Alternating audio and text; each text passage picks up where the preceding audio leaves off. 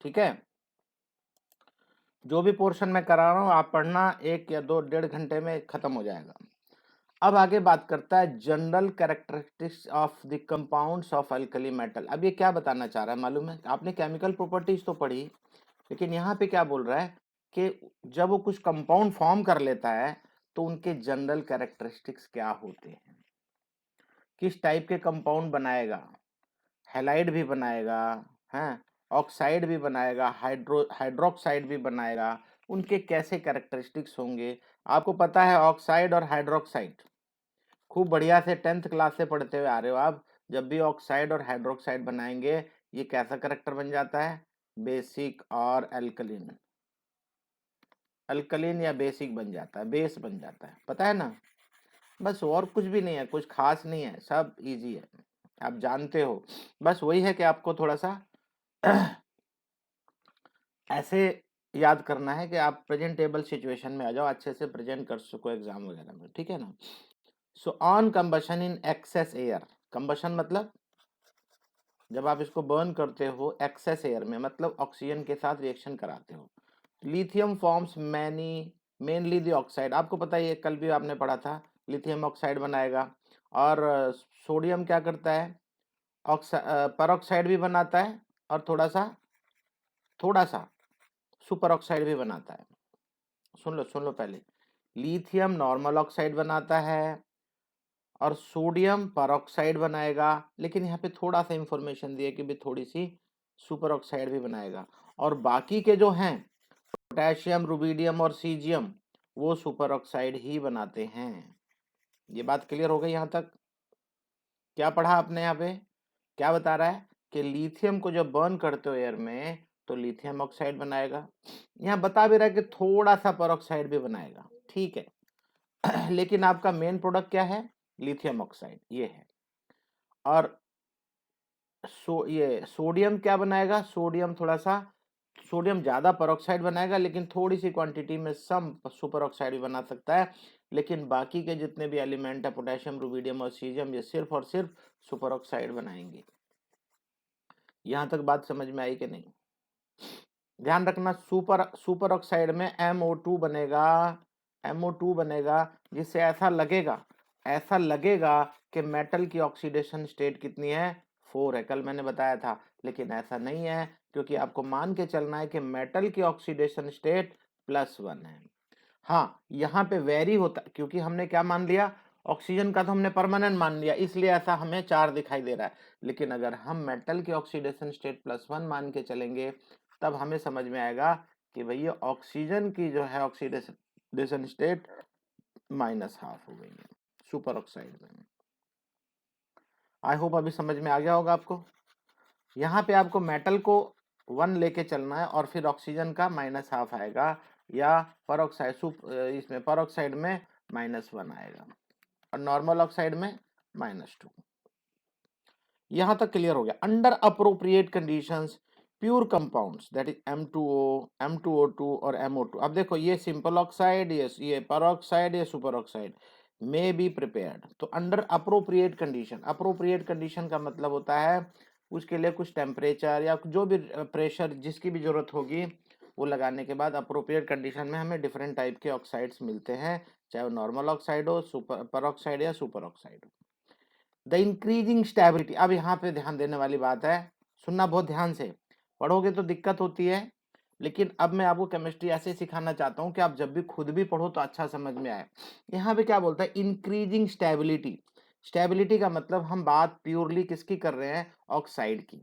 जो ऑक्साइड हमारा बन चुका है, मान लो M2O2 बन चुका है या M2O बन चुका है, ये हमारे पास मेटल ऑक्साइड बना हुआ है, ये कब तक स्टेबल होगा, क्या कंडीशन है इसकी स्टेबिलिटी की, कब ये अनस्टेबल होगा। बात समझ रहे हो? अब जैसे थर्मल जो है, थर्मली जो है अनस्टेबल हो जाता है, मतलब ज्यादा हीट करोगे तो डिकम्पोज हो जाता है कोई चीजें।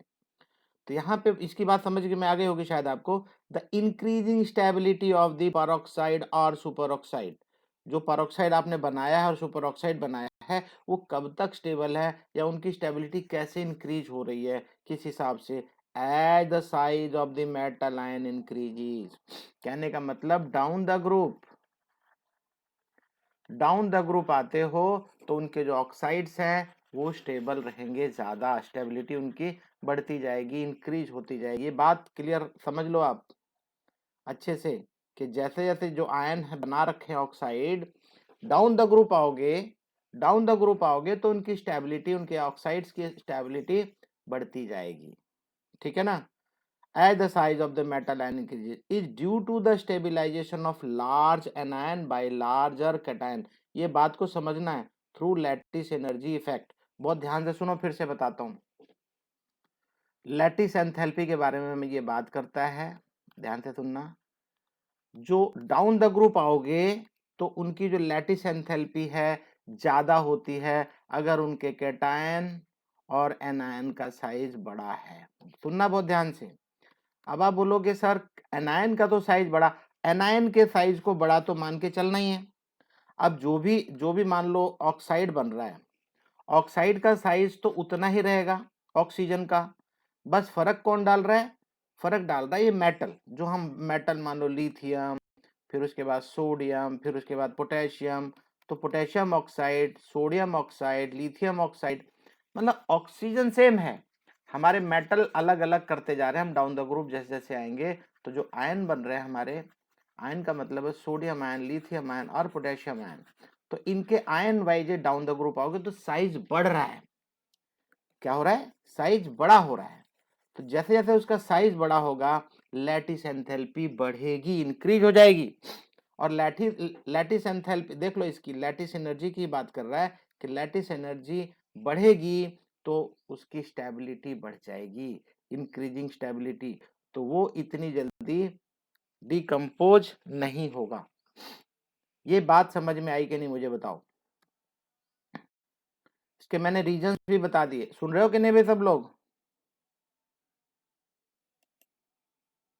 कहाँ हो आप लोग भाई? सबको सुनाई दे रहा है? कोई कोई बिस्तर में तो नहीं बैठ के आराम से सुन रहा है? हाँ?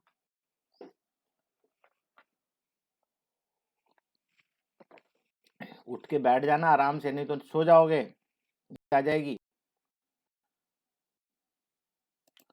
हाँ जी, तो आप मुझे बताएंगे हमने इसमें क्या क्या, रुक जाओ अभी इसको खत्म कर देते हो तो फिर रिकैप कर देंगे एक बार। तो यहाँ पे कहानी है लैटिस एंथैल्पी की, जैसे जैसे साइज बढ़ेगा, किसका साइज, कैटायन और एनायन तो एज इट इज हम मान के चल रहे हैं, एनायन का जो जो भी साइज है बड़ा है या छोटा डजंट मैटर, लेकिन कैटायन का साइज बढ़ेगा तो उसकी लैटिस एंथैल्पी भी बढ़ेगी। लैटिस एंथैल्पी या एनर्जी जो भी आप बोलो, लैटिस एनर्जी बढ़ेगी तो वो डिकम्पोज जल्दी नहीं होगा।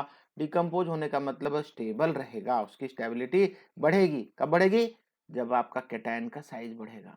तो डाउन द ग्रुप आओगे तो कैटायन का साइज बढ़ता है, तो डाउन द ग्रुप वाले जितने भी एलिमेंट हैं उनके ऑक्साइड ज्यादा स्टेबल होंगे। बात क्लियर है कि नहीं?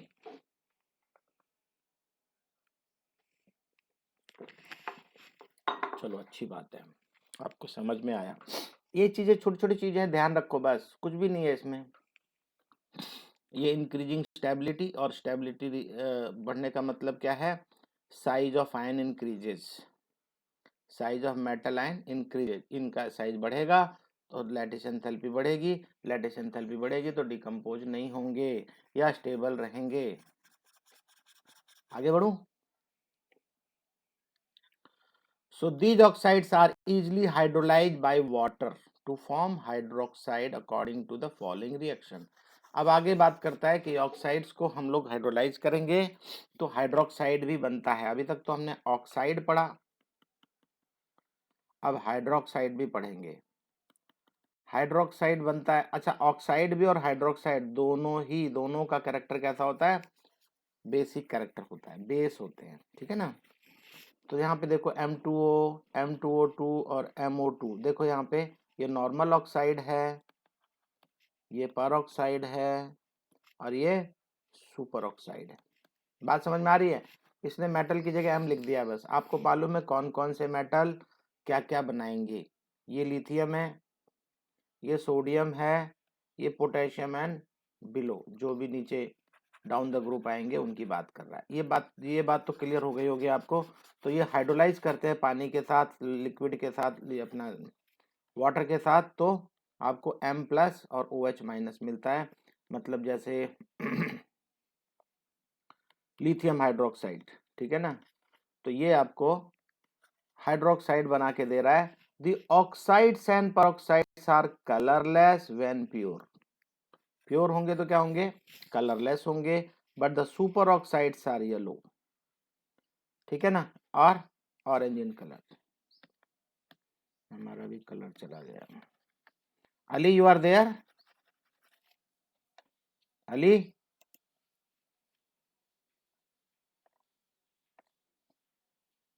देखो अली भी नहीं है।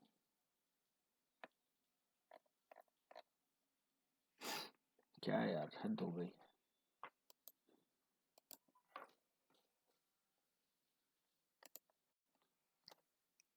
कैसे कैसे लोग हमारी क्लास में पढ़ते हैं, बड़ी कचरा बिल्कुल, इनडिसिप्लिन। बातें करेंगे, एनडीए करेंगे हम बड़े अधिकारी बनेंगे, कद्दू बनोगे तो अधिकारी, काहे के अधिकारी बनोगे, आलसी नंबर 1 हो, पढ़ना तुम्हें पसंद नहीं है। ध्यान दो इधर यार। हाँ जी, तो आपके ये सुपर ऑक्साइड क्या थे, सुपर ऑक्साइड और ऑक्साइड जो है पेरोक्साइड, ये सब क्या बना दिए, हाइड्रोक्साइड बना दिए सब लोग, ठीक है। The oxide and peroxides are colorless when pure, but the superoxides are yellow or orange in color. बात समझ में आ गई आपकी?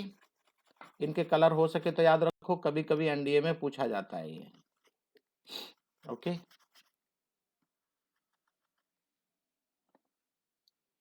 The super oxides are also paramagnetic. Paramagnetic होने का रीजन जानते हो? पैरामैग्नेटिक क्या होता है? हाँ, वेरी गुड, अनपेयर्ड इलेक्ट्रॉन्स की वजह से पैरामैग्नेटिक होता है। अब यहाँ पे देखो, ये बता रहा वाई इज KO2 पैरामैग्नेटिक।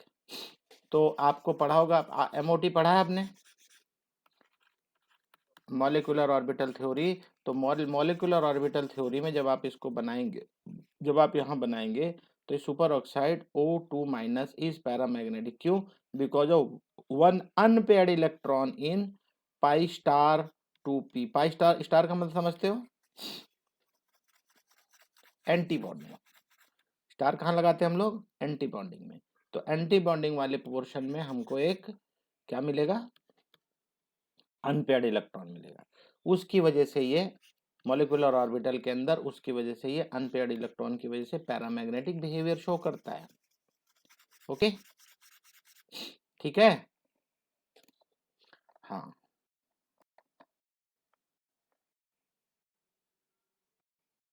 अरे ये चल क्यों रहा है यार, ये क्या तकलीफ है?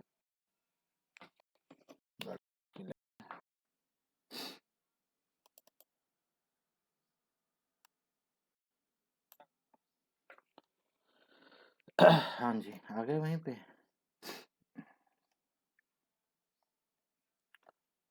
हाँ, थोड़ा सा और देख लो, क्या बोलता है, the hydroxides which are obtained by the reaction of oxide. आपको मालूम है, ऑक्साइड की रिएक्शन कराने पे, हाइड्रोलाइज कराने पे हमको हाइड्रोक्साइड मिला था। याद रखना, मैंने कल भी बताया था, थोड़ा सा याद रखना बहुत जरूरी है। रटना, रटने का मतलब और कुछ नहीं है, बार बार पढ़ना। आप इसको रिपीट करेंगे तभी आपको याद रहेगा। तो याद रखना इस चीज का, जितने भी कॉम्पिटिटिव एग्जाम होते हैं आपकी केमिस्ट्री के अंदर, मैक्सिमम क्वेश्चन लाइनों से उठाए हुए होते हैं। ऐसे केमिस्ट्री के बारे में स्पेशली मैं बोल रहा हूँ। तो आप अगर केमिस्ट्री को लाइन बाय लाइन पढ़ के और उसको बार बार पढ़ते हो, खास करके एस ब्लॉक को मैं आपको बार फिर से बोलूंगा, आप इसको अच्छे से दोबारा से पढ़ना, तिबारा पढ़ना, और आपको समझ में आ जाएगा कि मुझे कहाँ से कौन सी चीजें याद रखनी है। तो क्या देखा आपने कि हाइड्रोक्साइड कैसे मिलता है, how how we obtain it, oxides को वाटर के साथ में रिएक्शन कराते हैं तो, ठीक है ना। और ये कैसा होता है, ऑल वाइट क्रिस्टलिन सॉलिड होते हैं ये। The alkali metal hydroxides are the strongest of the bases. ये पता है आपको, मतलब ये जितने भी हाइड्रोक्साइड बनते हैं ये स्ट्रॉन्गेस्ट बेसिक कैरेक्टर वाले होते हैं। ये बात पता है कि नहीं, NaOH KOH ये क्या होते हैं, स्ट्रॉन्ग बेस होते हैं। बात पता है या नहीं, ये बात आपको है ना। ये तो आपको पता है पहले से भी कि हाँ भाई इनका pH वैल्यू बहुत ज़्यादा होता है, बेस का pH वैल्यू ज़्यादा होता है, और बहुत ज़्यादा होने का मतलब है स्ट्रॉन्ग बेस है, राइट। और कुछ भी नहीं है इसमें खास। आगे बोलता है हेलाइड्स। हेलाइड्स के बारे में सुनना ध्यान से। अब हेलाइड का मतलब है, आपके दिमाग में एक चीज क्लियर हो जानी चाहिए कि हेलाइड मतलब व्हाट। भाई NaCl, NaBr, LiCl, KCl, समझ में आ रहा होगा। Br के साथ भी रिएक्शन कराएंगे, I के साथ भी कराएंगे। मैंने Cl और Br के एग्जाम्पल दिए हैं। आप पहले दिमाग में सेट कर लो कि आखिर बनता क्या है, हम किसके बारे में डिस्कस करने वाले हैं, किसके बारे में बात करने वाले हैं। तो alkali metal halides are all high melting colourless crystalline solid. Colourless पता है ना भाई। NaCl कैसा होता है, कम से कम जो जानते हो उतना तो उसको तो देख लो, कैसा होता है। अरे बोलो यार, नमक, नमक का कलर क्या होता है। व्हाइट भी नहीं बोल सकते यार, उसको कलरलेस बोलेंगे। पानी का क्या कलर होता है, व्हाइट बोलोगे। हाँ थोड़ा दिखता है लेकिन कलरलेस बोल सकते हैं क्रिस्टलिन। ऐसे तो आप अगर KCl है, KCl को देखोगे थोड़ा सा पिंकिश कलर रहता है, थोड़ा सा। पता है कि नहीं ये बात। सेंधव नमक खाए हो, सेंधव नमक खाए हो, जो फास्ट के टाइम पे थोड़ा खाते हैं लोग बाग। बोलो यार, आप लोग को पता ही नहीं है क्या। फास्टिंग रखते हैं ना जब लोग बाग, तो सॉल्ट वो लोग नॉर्मल NaCl नहीं खाते, सेंधव नमक। तो उसके अंदर KCl होता है ज्यादातर, थोड़ा सा पिंकिश कलर होता है उसमें, हल्का सा, लेकिन वो भी कलरलेस जैसा ही दिखता है, थोड़े थोड़े क्रिस्टल अलग कलर के रहते हैं बस। So they can be prepared by the reaction of the appropriate oxide. मतलब ये इनको कैसे बनाएंगे, वैसे तो हमारे पास ऑलरेडी प्रिपेयर्ड फॉर्म में है, हमारे सी के अंदर, ओसिन के अंदर बहुत नमक है, लेकिन अगर आपको बनाना भी पड़ता है तो अप्रोप्रिएट ऑक्साइड से या हाइड्रोक्साइड या कार्बोनेट से बनाएंगे with aqueous hydrohalic acid. Aqueous hydrohalic acid. अब आप बोलेंगे हाइड्रो ये क्या है यार, तो नया नाम मैंने सुना है। ये नया नाम नहीं है, नया नाम नहीं, आप जानते हो। हाइड्रोक्लोरिक एसिड जानते हो, HCl क्या होता है, वही है ये। HBr, HI, HF, ये सब वही एसिड की बात करता है। ठीक है, थोड़े नाम अलग अलग डालेगा, अभी साइंटिफिक स्टाइल में आएंगे अब आप, क्योंकि अब आप केमिस्ट्री अब पढ़ रहे हो 11th क्लास में। All of these halides have high negative enthalpy. याद करो खूब बढ़िया से, हमने 3rd चैप्टर में अच्छे से पढ़ा था, क्लोरीन की सबसे ज्यादा थी। High negative enthalpies of formation, enthalpy of formation में बता रहा है। ऐसे तो हमने इलेक्ट्रॉन गेन एंथैल्पी आपने क्लोराइड की पढ़ा था, मैक्सिमम थी 3 कुछ थी यार, 325 या 340 के आसपास थी, मुझे याद नहीं है एग्जैक्टली। तो इसके जो हैलाइड बनेंगे इनकी भी हाई नेगेटिव एंथैल्पी बनती है। Formation value of fluorides become less negative, fluoride की कम होती है as we go down the group, while the reverse is true for formation of chlorides। ध्यान से सुनना, अभी इंपॉर्टेंट बात हो गई। ऐसे चीजें मल्टीपल चॉइस में पूछी जाती हैं, ऐसी चीजें जो थोड़ी एनोमलस हो या थोड़ी कंट्रोवर्शियल हो या एक दूसरे के अपोजिट हो। देखो इसने फ्लोराइड की पहले बात की है, क्या बोलता है, all of these halides have high negative enthalpies of formation, पहली बात। दूसरी बात में बोलता है enthalpy of formation value for fluoride, ध्यान से सुनना, become less negative as we do go down the group. कौन से ग्रुप की बात कर रहा है, अल्कली की बात करता है। अल्कली मेटल्स के साथ अगर फ्लोराइड बनेगा तो डाउन द ग्रुप अल्कली के ग्रुप में जैसे जैसे जाते जाओगे वो लेस नेगेटिव होती जाएगी एंथैल्पी ऑफ फॉर्मेशन। किस केस में, फ्लोराइड के केस में। ठीक है, अब आगे बोलता है as we go down the group, whilst the reverse is true for the formation enthalpy of chlorides, bromide and iodide। मतलब अब इसमें बता रहा है कि क्लोराइड, ब्रोमाइड और फ्लोराइड के, सॉरी फ्लोराइड को छोड़ के आयोडाइड के केस में रिवर्स होता है, उल्टा होता है। ठीक है ना। For a given metal enthalpy of formation always become less negative from fluoride to iodide. बात को समझे कि नहीं। यहाँ पे देखो क्या बोलता है, फॉर ए गिवन मेटल, मान लो किसी एक मेटल को पकड़ लो आप, किसी भी एक मेटल को पकड़ो, उसके साथ में एंथैल्पी ऑफ फॉर्मेशन बनाओ और फिर उसके बाद अलग अलग देखो कि फ्लोराइड से आयोडाइड क्या क्या होता है, तो बोलता है लेस नेगेटिव होता चला जाएगा। तो सबसे ज्यादा नेगेटिव कौन बनाएगा? मान लो NaF है आपके पास, LiF है, KF है। इस केस में क्या देखते हो आप कि ऊपर वाला पार्ट जो है ये ज्यादा नेगेटिव बनाएगा और धीरे धीरे कम होता चला जाएगा, लेस नेगेटिव, ऊपर से नीचे की तरफ लेस नेगेटिव। यहाँ पे हम लोग क्या देख रहे हैं? यहाँ पे हमने एक मेटल को पकड़ा हुआ है और फिर हम कौन सी टेबल अब देख रहे हैं? हम लोग हैलाइड वाली टेबल को देख रहे हैं। उस केस में बोलता है, मान लो फ्लोराइड की बात करता है, for a given metal enthalpy always become less negative from fluoride to iodide. मतलब एक मेटल को पकड़ो, के ले लो या Na ले लो और फिर उसके बाद फ्लोराइड, एक मिनट, या क्लोराइड, जो भी आप बनाते चले जाओ नीचे, ऊपर से नीचे के। लेकिन हम अब की टेबल कौन सी पकड़ के बैठे हैं? कि हैलाइड वाली टेबल है, तब वहां पे लेस नेगेटिव होती चली जाएगी एंथैल्पी ऑफ फॉर्मेशन। एक्चुअली हम लोग बहुत डीप जा रहे हैं, ये खास करके उनके लिए है जो कॉम्पिटिटिव एग्जाम की तैयारी करेंगे। बाकी लोग इसको कोई याद नहीं रखने वाला है। आप लोग जिसको याद रखना है इसको पढ़ना बार बार, समझ में अच्छा आ गया, समझाने वाला काम मेरा, समझाए दे रहा हूँ। आपने क्या देखा? फ्लोराइड वाले केस में लेस नेगेटिव रहेगा और बाकी के हैलाइड जो बनाएंगे तो they will be more negative, उल्टा होता है, रिवर्स होता है। और अगर थोड़ा सा और ज्यादा जानना है तो आप एक काम करना, आप लोग ये आपके पास कोई रेफरेंस बुक है, आप उससे पढ़ोगे तो और मजा आएगा आपको, और बढ़िया लगेगा, क्योंकि वो इतनी मोटी बुक बनाने का मतलब ही है ज्यादा से ज्यादा आपको पढ़ाना, ज्यादा से ज्यादा आपको समझाना। आगे देखते थे, मेल्टिंग एंड बॉइलिंग पॉइंट की बात करता है। अब किसकी मेल्टिंग और किसकी बॉइलिंग पॉइंट? जो हैलाइड बन चुके हैं, मान लो NaCl की बात करा, अब ये नमक हमारे पास है, KCl हमारे पास है, ये इनके मेल्टिंग और बॉइलिंग पॉइंट कैसे बिहेव करेंगे आप बहुत ध्यान से देखना। Melting and boiling points always follow the trend. कौन सा ट्रेंड है? देखो जरा ध्यान से, ये बता रहा है फ्लोराइड का सबसे ज्यादा है, फिर क्लोराइड, फिर ब्रोमाइड और फिर लास्ट में आयोडाइड।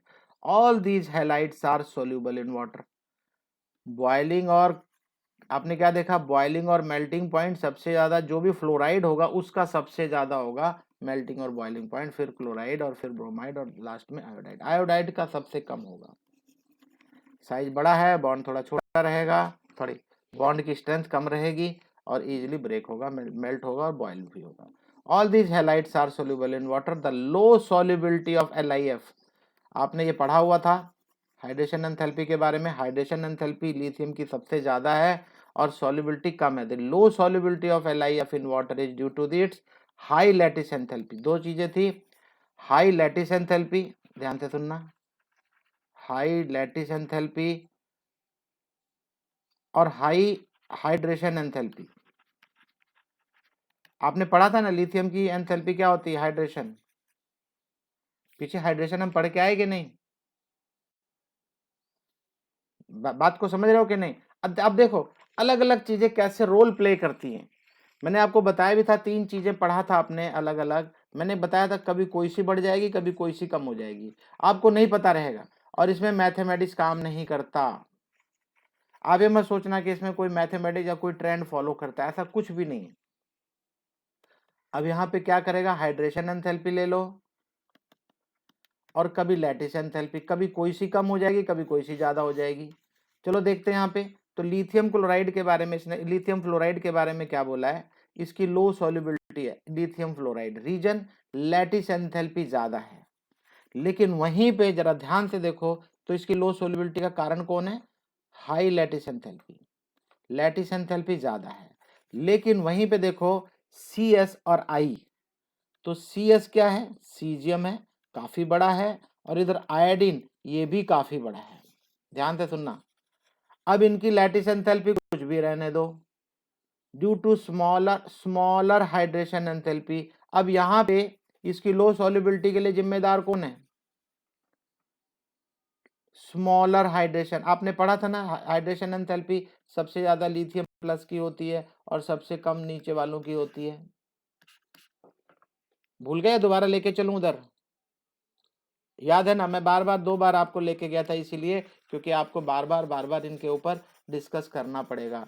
तो देख लो, अभी देखो इसकी जो सॉल्युबिलिटी कम होने के पीछे कारण क्या था, हाई लैटिस एंथैल्पी, ये इसके लिए जिम्मेदार है। लेकिन CSI के बारे में जब हम बात करेंगे तो इसके लिए कौन जिम्मेदार है,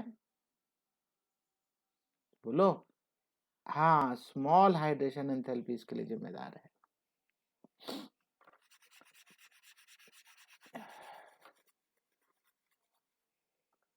अच्छा जी,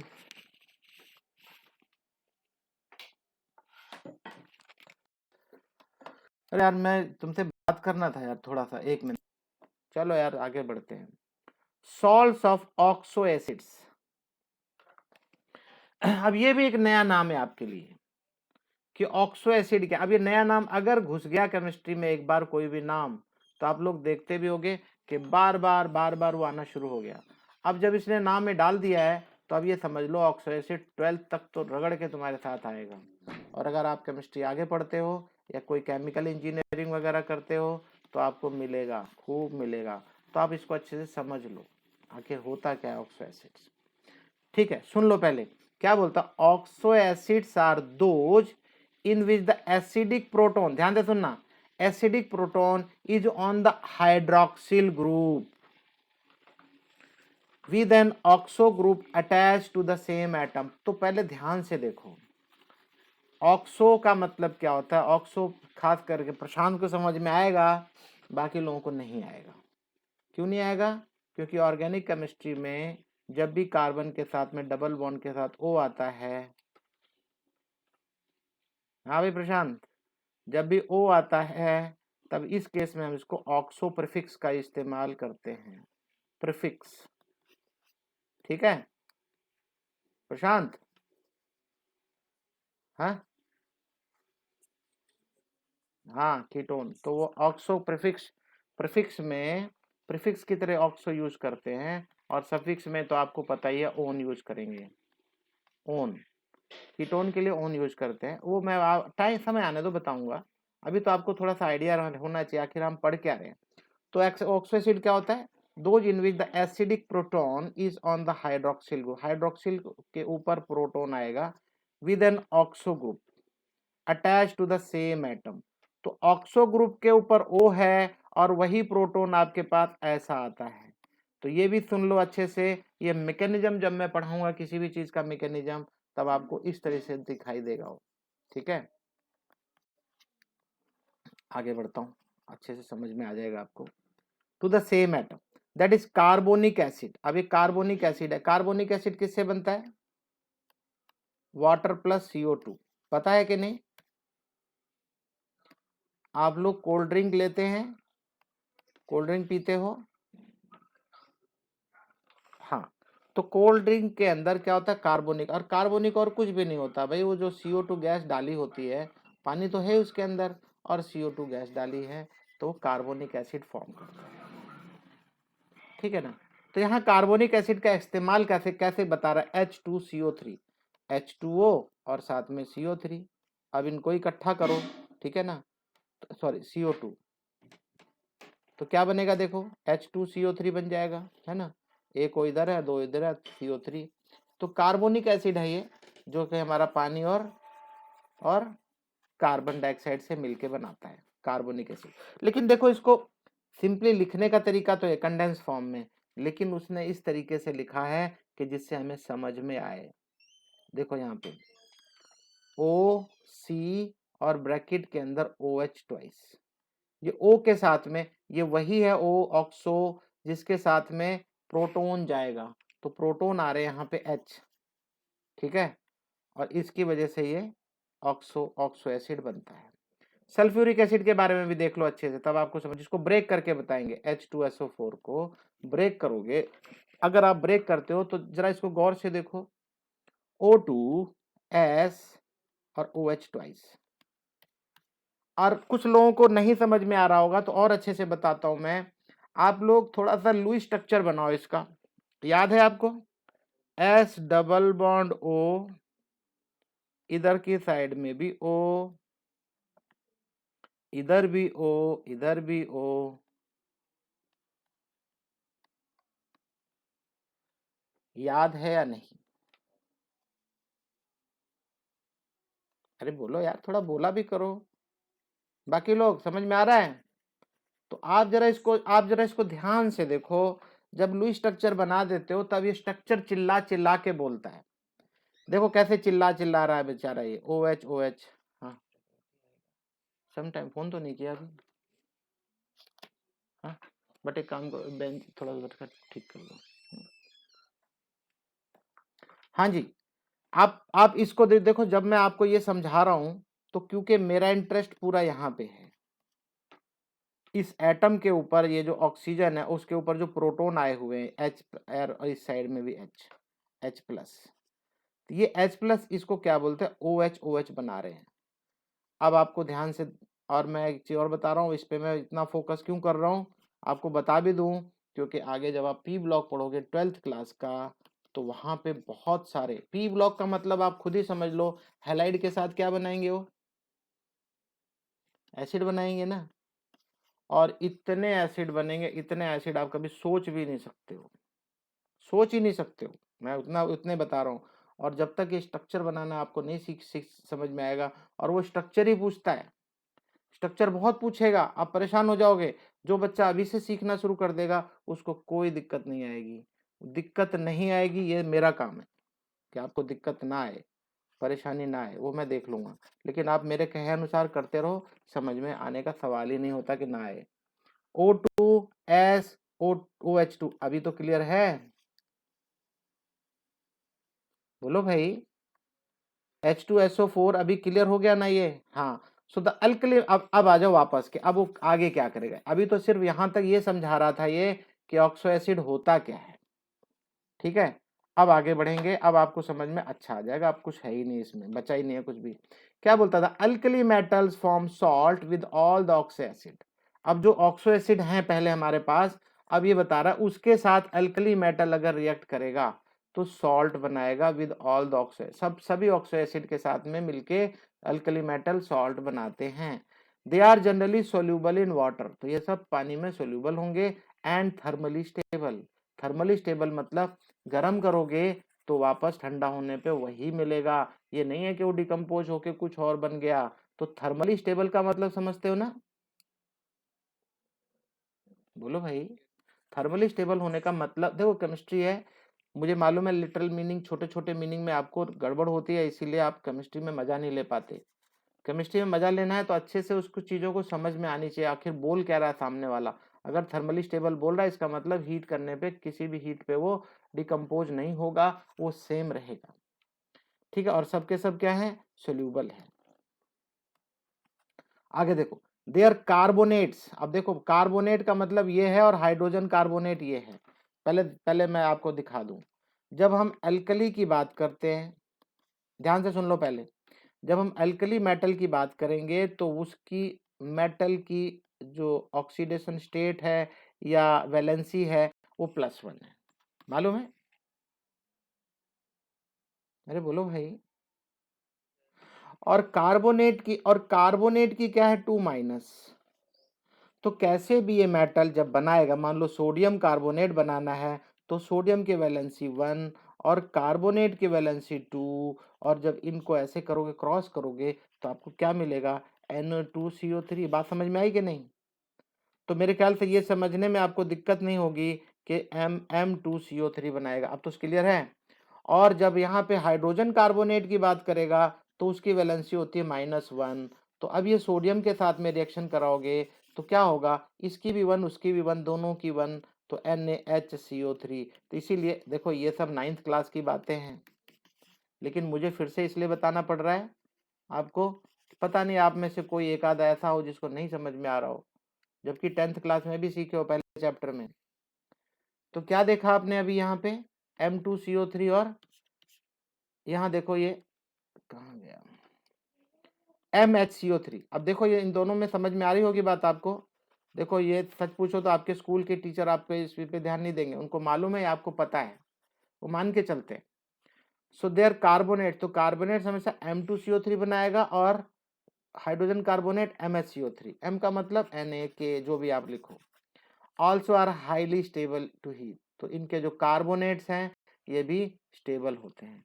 अगर आपको याद हो थोड़ा भी, तो आपने 10th क्लास में पढ़ा होगा मेटलर्जी के पोर्शन में, मतलब मेटल नॉन मेटल में, जब आप मेटल एक्सट्रैक्ट कर रहे थे तो एक तो पहले से ऑक्साइड है, ध्यान से सुना, 3 चीजें थी, एक ऑक्साइड था, एक सल्फाइड था। सल्फाइड को आप हीट करते थे इन एक्सेस एयर, याद है? सल्फाइड को हीट करते थे एक्सेस एयर में ऑक्साइड बनाने के लिए ऑक्साइड बनाने के लिए। और जो कार्बोनेट थे, जो कार्बोनेट का पोर्शन था, उसको हीट करते थे कब? बिना ऑक्सीजन के, क्योंकि इसके पास एनफ ऑक्सीजन है, और बिना ऑक्सीजन के जब आप हीट करते थे तो कार्बन डाइऑक्साइड बना के निकल जाता था और साथ में देता था ऑक्साइड, वापस ऑक्साइड ही देता था। ये भी ऑक्साइड में कन्वर्ट होता था, साथ में कार्बन डाइऑक्साइड अलग से निकलती थी। तो कहने का मतलब ये था कि हम हर बार ऑक्साइड ही फॉर्म करते थे। अगर वो सल्फाइड है तो एक्सेस एयर देते थे, और अगर कार्बोनेट है तो सिंपली हीट करते थे, उसको हमें ऑक्सीजन देने की जरूरत नहीं होती। तो यहाँ पे वही बात बता रहा है, MCO3 और MsCO3 are also highly stable to heat. काफी देर तक ये अपने आप को रेसिस्ट करते हैं, हीट कितनी भी दे लो लेकिन इनका कुछ नहीं बिगड़ता। As the electropositive character increases down the group. अब देखो, अब आ गया अल्कली मेटल के ऊपर के भाई डाउन द ग्रुप आते हैं, तब क्या काम करता है। अब कार्बोनेट तो वही है, एक ही है सबके लिए, और हाइड्रोजन कार्बोनेट भी सेम है। अब अगर ये अटैच होगा, मान लो सोडियम के साथ अटैच होगा, लिथियम के साथ अटैच होगा, के साथ अटैच होगा, तब कैसा बिहेव करेगा। और ये कार्बोनेट भी लिथियम के साथ बॉन्ड बनाएगा तब कैसा रहेगा, सोडियम के साथ बनाएगा बॉन्ड तब कैसा रहेगा, पोटेशियम के साथ बनाएगा तब। आई होप अब समझ में आ रहा होगा बढ़िया से किस बारे में बात कर रहा है ये। बता रहा as the electropositive character increase down the group. तो डाउन द ग्रुप आपको पता है, लिथियम, सोडियम, पोटेशियम, रुबिडियम, इन सब में क्या देखा है आपने, डाउन द ग्रुप आता है तो इलेक्ट्रोपॉजिटिविटी इंक्रीज होती है। क्यों? इजीली जो इलेक्ट्रॉन रिलीज कर सकता है तो आपको शायद मालूम होगा इसकी ionization enthalpy down the group कम होती जाती है। ध्यान से सुनना, आयनाइजेशन एंथैल्पी इसकी कम होती जाएगी डाउन द ग्रुप, और डाउन द ग्रुप कम होगी तो क्या होगा, समझ में आ रहा है कि नहीं भाई? इजीली इलेक्ट्रॉन छोड़ेगा, और जो इजीली इलेक्ट्रॉन छोड़ता है वो क्या होता है, उतना ही ज्यादा इलेक्ट्रोपॉजिटिव होता है। तो as the electropositivity of character increases down the group, the stability of carbonate and hydrogen carbonate increases. तो अब ये सब ट्रेंड होते हैं, और इस तरह के मल्टीपल चॉइस क्वेश्चन आएंगे एग्जाम में। कौन से एग्जाम में? मैं कॉम्पिटिटिव एग्जाम की बात कर रहा हूँ, आपके इसमें तो शायद ही पूछेगा।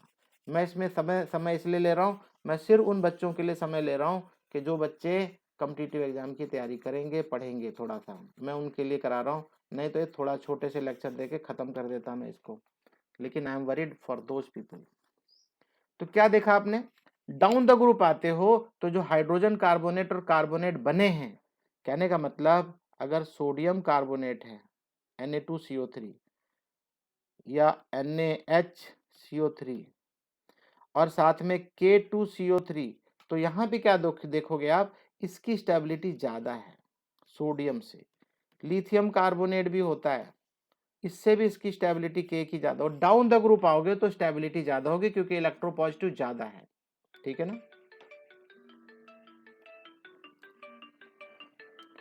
एक मिनट भाई, सुन रहे हो ना सभी लोग? ध्यान देना थोड़ा। तो आपने क्या देखा, डाउन द ग्रुप आओगे तो क्या होगा, स्टेबिलिटी बढ़ जाती है। क्यों बढ़ती है? वो ज्यादा इलेक्ट्रोपॉजिटिव होते हैं। कौन? अल्कली मेटल, जिनके साथ में ये कार्बोनेट और हाइड्रोजन कार्बोनेट बनता है। आई होप समझ में आ रहा होगा अच्छे से। और lithium carbonate is not so stable to heat. अभी देखो अलग अलग बातें बता रहा है, क्योंकि डाउन द ग्रुप आपने देखा ज्यादा स्टेबल है, तो लिथियम थोड़ा कम होता है। बीइंग वेरी स्मॉल, स्मॉल होने से क्या होता है, वो क्या करता है, पोलराइज करता है लार्ज कार्बोनेट आयन को। अब देखो रीजन अलग अलग है। इलेक्ट्रोपॉजिटिविटी पहले बात तो लिथियम की कम है, छोटा होने की वजह से बड़े साइज के कार्बोनेट आयन को क्या करता है, ये क्या करता है, पोलराइज करता है। ठीक है ना। तो पोलराइज करता है, leading to formation of more stable Li2O और कार्बन डाइ, बता रहा है ये कि कार्बन, ये LiCO3 बनाने की बजाय, Li2CO3 बनाने की बजाय क्या कर देता है, ये इसको पोलराइज कर देगा CO2 को, CO3 2- को, और बना देता अपने आप को, फिर से ये Li2 और साथ में कार्बन डाइऑक्साइड बना लेते हैं आराम से। मतलब ये ऑक्साइड बनाने में इंटरेस्टेड, ना कि कार्बोनेट। बात समझे कि नहीं? बहुत जल्दी अनस्टेबल हो जाता है, मतलब फटाफट। तो its hydrogen carbonate does not exist as a solid, तो इसका हाइड्रोजन कार्बोनेट तो एग्जिस्ट ही नहीं करता, और कार्बोनेट को भी क्या करता है, ये पोलराइज करके खुद लिथियम ऑक्साइड बना लेता है और कार्बन डाइऑक्साइड रिलीज कर देता है। अभी आपको लग रहा होगा कि मैंने क्लास शुरू होने से पहले कल ही बोल दिया था कि इसमें बहुत सारी चीजें आपको याद रखनी है। याद रखने का तरीका मैं फिर से बता रहा हूँ, या तो नोट्स बनाओ, या इन छोटी छोटी चीजों में जहां पे रीजनिंग लिखे हुए हैं, रीजन लिखे हुए हैं, आप इनके ऊपर हाइलाइटर मारो और इनको बार बार पढ़ो। बार बार पढ़ोगे तो बहुत काम आएगा आपके, ठीक है। Now next is anomalous property of lithium, ध्यान से सुनना। Anomalous property of lithium, anomalous property क्या है, आपने खूब अच्छे से देखा हुआ है। लिथियम, देखो मैंने आपको कल भी बताया था कि जितने भी फर्स्ट मेंबर्स हैं, सभी ग्रुप के फर्स्ट में, उनके अंदर क्या है, anomalous behavior of lithium is due to the exceptionally small size of its atom। Exceptionally small होते हैं, छोटे छोटे होते हैं, और उनकी छोटे होने की वजह से हाई पोलराइजिंग पावर रहेगी। भाई जितना छोटा रहेगा उतना पोलराइज करेगा, क्योंकि इसका चार्ज रेडियस रेशो बहुत ज्यादा होता है। मतलब चार्ज तो 1+1 है मान लो, लेकिन रेडियस बहुत छोटा होगा। तो समथिंग बाय समथिंग, अगर ये छोटी वैल्यू है, स्मॉल वैल्यू है, तो जो इसकी वैल्यू होगी क्या होगी, इंक्रीज हो जाएगी, है ना। बात समझ रहे हो कि नहीं?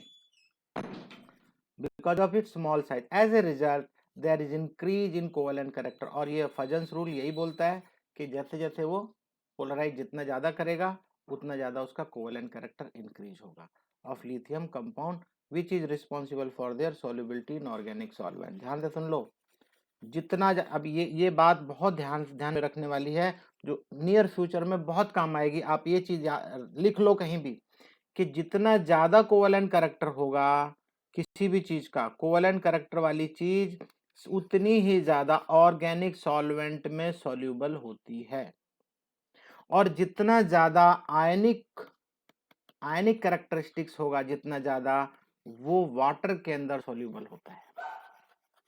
NaCl कैसा बॉन्ड है, NaCl NaCl आयनिक है। आयनिक होने से इसके अंदर, पानी के अंदर सॉल्युबिलिटी ज्यादा होती है, और ऑर्गेनिक सॉल्वेंट्स में कम सॉल्युबल होगा, या ना होगा, नहीं होगा। लेकिन जो कोवेलेंट कैरेक्टर वाले हैं, उनकी सॉल्युबिलिटी ऑर्गेनिक के अंदर ज्यादा होगी। ओके, समझ में आ गया होगा आपको। फर्दर बोलता है लिथियम शोज डायगोनल रिलेशनशिप, पता है ये आपको मैंने कल भी बताया था कि लिथियम जो होगा यहाँ पे होगा, उसके बाजू में बेरिलियम होगा। जस्ट कमिंग, इसके ये है डायगोनल रिलेशनशिप, मैंने कल बताया था। और बेरिलियम किसके साथ आएगा, एल्युमिनियम के साथ में। बैठो, ठीक है ना, डायगोनल रिलेशनशिप बनेगी इनकी। Lithium shows diagonal relationship to the magnesium which has been discussed subsequently. तो ये बात हम लोग मेरे ख्याल से काफी बार बात कर चुके हैं इसके बारे में। नेक्स्ट है points of difference between lithium and other alkali metal. अब यहाँ पे हम लोग क्या बातें करने वाले हैं, ध्यान से सुन लो। लिथियम अपने पूरे परिवार का मतलब होता है ग्रुप, खूब अच्छे से जानते हो लिथियम जो है अपने बाकी के परिवार से कैसे अलग है। बात समझ में आई है कि नहीं? लिथियम क्यों है अलग, स्मॉल साइज की वजह से। स्मॉल साइज की वजह से क्या करता है, ये डायगोनल रिलेशनशिप भी बनाता है, जो कि बाकी के इसके मेंबर्स नहीं बनाते। ठीक है, अब चलो इसके बारे में, लिथियम की वजह से क्या क्या होता है थोड़ा सा पढ़ लो इसके बारे में। आजकल लिथियम के बारे में बहुत बात हो रही, मालूम है क्यों?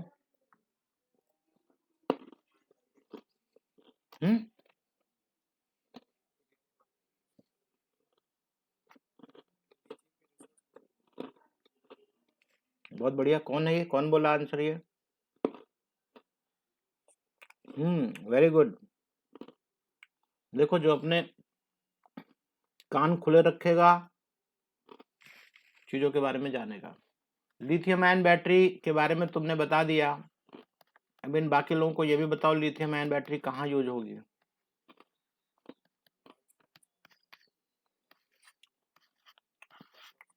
अभी ज्यादा क्यों बात हो रही? क्योंकि अभी तक भी तो लैपटॉप थे, मोबाइल थे। यस, इलेक्ट्रिक कार्स या इलेक्ट्रिक व्हीकल्स। बहुत बढ़िया, शाबाश। तो ये इलेक्ट्रिक व्हीकल्स में यूज करना है इनको सभी को। आपको पता है कंपनी इंडिया में आई है, बताओ नाम क्या है उसका? टेस्ला। Very good, sorry. तो टेस्ला कंपनी आई है। टेस्ला का मालिक कौन है? हाँ, इलॉन मस्क। इलॉन मस्क के बारे में जानते हो? यस, इस वक्त पूरे वर्ल्ड का सबसे ज्यादा अमीर आदमी यही है।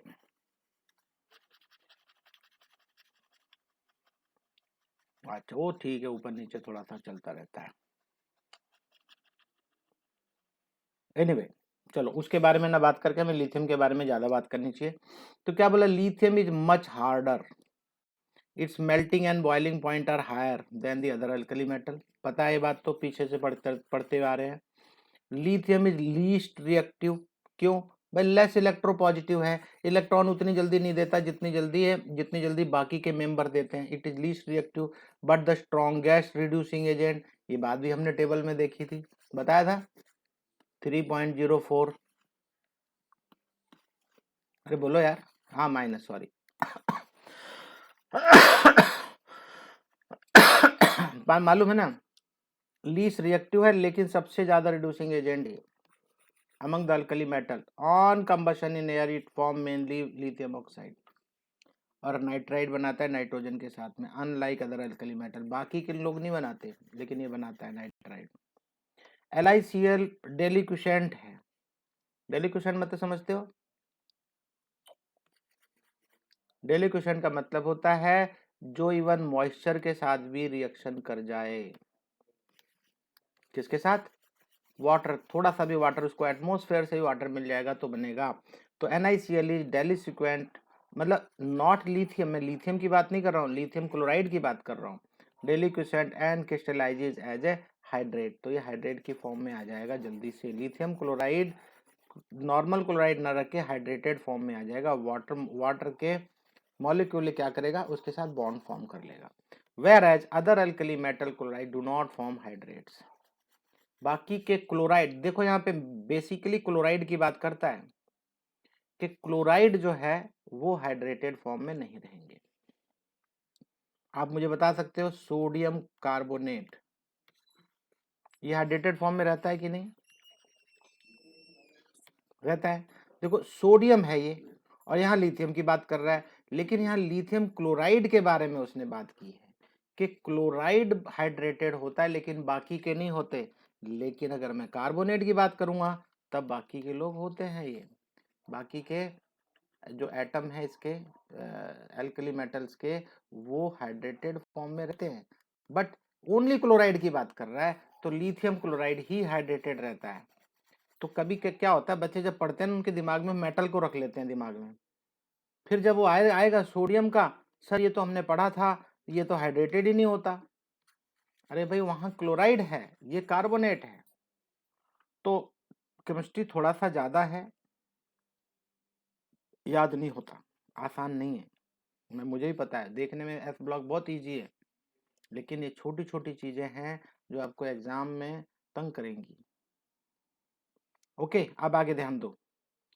तो बाकी के हाइड्रेट नहीं बनाते क्लोराइड्स, मेटल क्लोराइड की बात हो रहा है। Lithium hydrogen carbonate is not obtain in the solid form while all other element. बाकी यहाँ भी पीछे ही पढ़ के आए थे आप कि हाइड्रोजन कार्बोनेट नहीं बनाता ये सॉलिड फॉर्म में। सॉलिड फॉर्म में नहीं बॉन्ड बनाता, बाकी के सब बनाते हैं, लेकिन लिथियम नहीं बनाता। तो लिथियम बाकी के मेटल, बाकी के पूरे परिवार से अलग कैसे है, हम लोग वही देख रहे हैं। Lithium unlike other alkali metal form no ethynide on reaction with ethyne. Ethyne के साथ में इथाइनाइड ये नहीं बनाता, बाकी सब बनाते हैं। Lithium nitrate when heated gives lithium oxide. Lithium nitrate अगर हीट करेंगे तो क्या देगा? अगर हीट कराना है तो आप एक ट्रायंगल बना दो, दैट्स इनफ। मालूम हो गई ये बात तो आपको शायद। हीट करते हैं ना जब, तो एक ऊपर एक ट्रायंगल बना दो, तो ट्रायंगल हीट के लिए शो करता है कि हाँ भाई इसको हीट कर रहे हैं, क्योंकि इसने यहाँ कुछ नहीं लिखा है रिएक्शन में। ऑफ कोर्स लिखा तो यहाँ पे है हीट करने पे, लेकिन यहाँ कुछ नहीं लिखा। एक एक सिंबल बना दो हीट ये ट्रायंगल का, तो इसका मतलब होता है कि आप इसको हीट करते हैं इस कंपाउंड को, तो लिथियम ऑक्साइड बनाएगा बाद में। NO2 और ऑक्सीजन अलग हो जाएगा। अब ध्यान देना यहाँ पे, ये लिथियम ऑक्साइड बनाएगा लेकिन सोडियम नाइट्रेट ऑक्साइड नहीं बनाता। इसने यही बोला है, ध्यान से देखो कि लिथियम ऑक्साइड बनाएगा lithium, where other alkali metal nitrate decompose to give the corresponding nitrite. ये नाइट्राइट तो दे देगा, ये बड़े काम की चीज है, ऑर्गेनिक केमिस्ट्री में आएगा, ये पढ़ाऊंगा मैं बाद में, पहले तो अब इसको देख लो। तो NO3 जो है डिकम्पोज होकर ऑक्सीजन अलग होगा और नाइट्राइट देगा, लेकिन लिथियम नाइट्रेट जो है वो क्या देगा? लिथियम ऑक्साइड, नाइट्राइट नहीं देता ये। आप में से कितने लोगों को ऐसा लग रहा है यार तो बड़ा मुश्किल है, कैसे याद करूंगा? लग रहा है ना? अभी याद मत करना, बस आप बार बार पढ़ना, तब आपका दोस्त बन जाएगा ये। ठीक है, आपका दोस्त बनने में देर नहीं लगाएगा ये। फिर इसके बाद में क्या बोलता है? Lithium fluoride and lithium oxide are comparatively much less soluble in water. आपको पता ही है सॉल्युबिलिटी कम क्यों होती है? Then the corresponding compounds of other alkali metal. ये भी आप पीछे पढ़ के आए हो, क्योंकि क्या रीजन होता है बताओ? लैटिस एंथैल्पी कम होती है इसकी, और हाइड्रेशन एंथैल्पी ज्यादा फ्लोरीन की, सॉरी लिथियम की। Comparatively much less soluble in water than the corresponding compounds of other alkali metal. बाकी के अल्कली मेटल इजीली डिजॉल्व हो जाते हैं, लेकिन बहुत ज्यादा नीचे जाओगे जैसे सीजियम वगैरह, एक खास करके ये, तो इनकी सॉल्युबिलिटी कम हो जाती है क्योंकि इनकी लैटिस एंथैल्पी बढ़ जाती है। फिर अब बताता है points of similarity between lithium and magnesium. याद करो, आपको मैंने अभी भी थोड़ी देर पहले बताया लिथियम यहाँ होगा और मैग्नीशियम यहाँ होगा, और दोनों के अंदर डायगोनल रिलेशनशिप है। तो डायगोनल रिलेशनशिप होने का मतलब है it shows similar properties, it shows similar property. बात समझ में आ रही है कि नहीं मेरी? So the similarity between lithium and magnesium is particularly striking and arising because of their similar size. दोनों के साइज ऑलमोस्ट सिमिलर है। देखो एक तो फर्स्ट ग्रुप में है, लिथियम फर्स्ट ग्रुप में है और मैग्नीशियम सेकंड ग्रुप में है, और इससे थोड़ी सी नीचे रहता है, लेकिन दोनों के साइज बराबर है। लिथियम का 152 है तो मैग्नीशियम 166 है, नो मच डिफरेंस। और जैसे आयन बनेगा लिथियम 76 हो जाएगा, मैग्नीशियम और कम हो जाएगा। देखो मैग्नीशियम और छोटा हो गया, 72 हो गया, जबकि मैग्नीशियम फर्स्ट केस में बड़ा था, लेकिन जैसे आयनाइज की फॉर्म में आएगा 72 हो जाएगा। कोई बता सकता है 72 क्यों हुआ?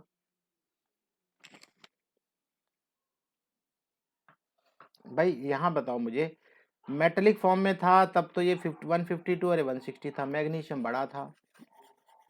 जैसे आयनाइज हुआ है 76 हो गया है, 72 हो गया। हाँ बोलो। न्यूक्लियर चार्ज की वजह से, वेरी गुड, क्योंकि इसके 2 इलेक्ट्रॉन गए हैं, इसके 2 इलेक्ट्रॉन गए हैं, 1 मिनट, 12 प्रोटॉन है इसमें और 10 इलेक्ट्रॉन है। और सोडियम के केस में, सॉरी लिथियम के केस में कितने हो जाएंगे, मतलब कम हो जाएगा। लिथियम के केस में ये रेशो नहीं रहता, और आपको क्या क्या दिखेगा, ये वो चार्ज रेशो जो है ज्यादा हो जाएगा। चार्ज रेशो ज्यादा होने से साइज छोटा हो जाएगा। The main point of similarity are, अब वो मेन पॉइंट क्या है सिमिलैरिटी के? Both lithium and magnesium are harder. जो उनके अंदर बेसिक क्वालिटी है वो पढ़ लो, क्या क्या है। हार्डर भी हैं, लाइटर भी हैं। मालूम होगा आपको मैग्नीशियम के बारे में, सुन लो। मैग्नीशियम लाइट होने की वजह से हार्ड तो होता ही है, लेकिन अब अगर इसका हम एलॉय बनाते हैं, ध्यान से सुनना, मैग्नीशियम के साथ में अगर एलॉय बनाएंगे किसी दूसरे मेटल को मिला के तो ये और ज़्यादा हार्डर हो जाता है, ओरिजिनल मेटल से भी ज़्यादा इसके अंदर हार्डनेस आ जाती है। इसीलिए मुझे याद नहीं है, मुझे मालूम नहीं है, मैंने कहीं पढ़ा नहीं है।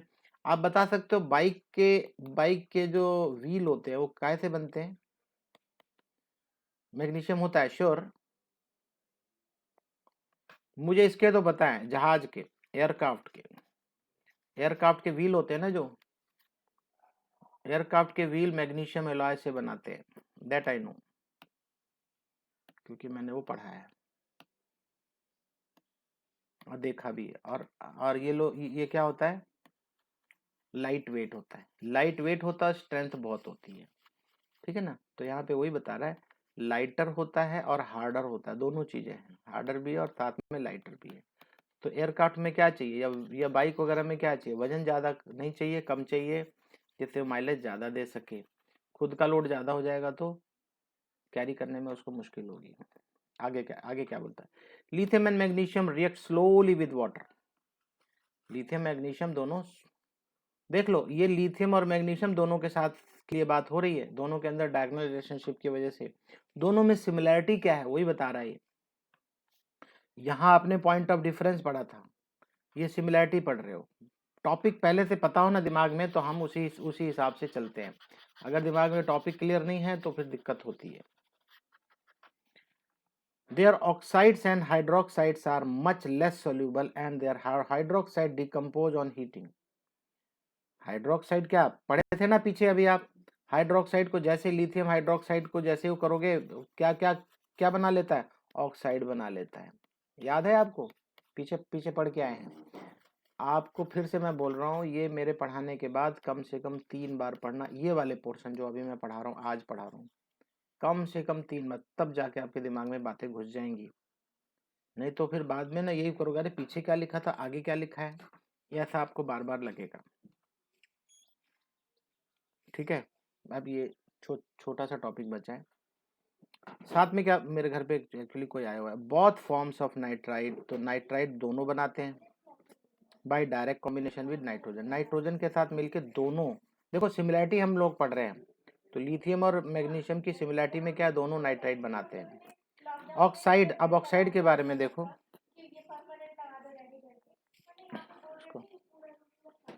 lithium oxide and magnesium oxide do not combine with excess oxygen to give any superoxide। ध्यान से देखो, आपने अभी थोड़ी देर पहले भी पढ़ा है, आज ही पढ़ा है कि लिथियम ऑक्साइड ही बनाएगा, बल्कि सोडियम जो है कौन सा ऑक्साइड बनाएगा? परऑक्साइड। और बाकी के मेंबर क्या बनाएंगे? Superoxide. यहाँ पे वही बता रहा है कि द ऑक्साइड, लिथियम ऑक्साइड और magnesium, they do not combine with excess oxygen. Excess oxygen मिलके क्या बनाएंगे? परऑक्साइड और सुपर ऑक्साइड। लेकिन ये नहीं बनाते, do not combine with excess oxygen to give any superoxide. मतलब जैसे लिथियम सुपर ऑक्साइड नहीं बनाता, वैसे मैग्नीशियम भी, अगर आप इस तरह से याद करोगे तो ज्यादा याद होगा। जैसे लिथियम सुपर ऑक्साइड नहीं बनाता, वैसे ही मैग्नीशियम भी सुपर ऑक्साइड नहीं बनाएगा। The carbonates of lithium and magnesium decompose easily on heating to form, अभी पढ़ा था आप लिथियम के बारे में भी, कि लिथियम ऑक्साइड बना लेगा और साथ में कार्बन डाइऑक्साइड छोड़ देगा कार्बोनेट वाली फॉर्म में। जस्ट कमिंग, वो बेचारे अंकल हम ही लोगों से क्वेश्चन पूछते जा रहे हैं। बैठो, जस्ट कमिंग। तो क्या देखा आपने कि इनके जो कार्बन थे, सॉरी कार्बोनेट थे, पीछे भी मैं पढ़ा के आया कि लिथियम कार्बोनेट क्या करता है, जैसे हीट करते हो वो कार्बन डाइऑक्साइड अलग कर देगा और लिथियम ऑक्साइड अलग अलग बना लेगा। पढ़े ना पीछे? बस वही बातें दोबारा से रिपीट हो रही हैं और कुछ भी एक्स्ट्रा नहीं है।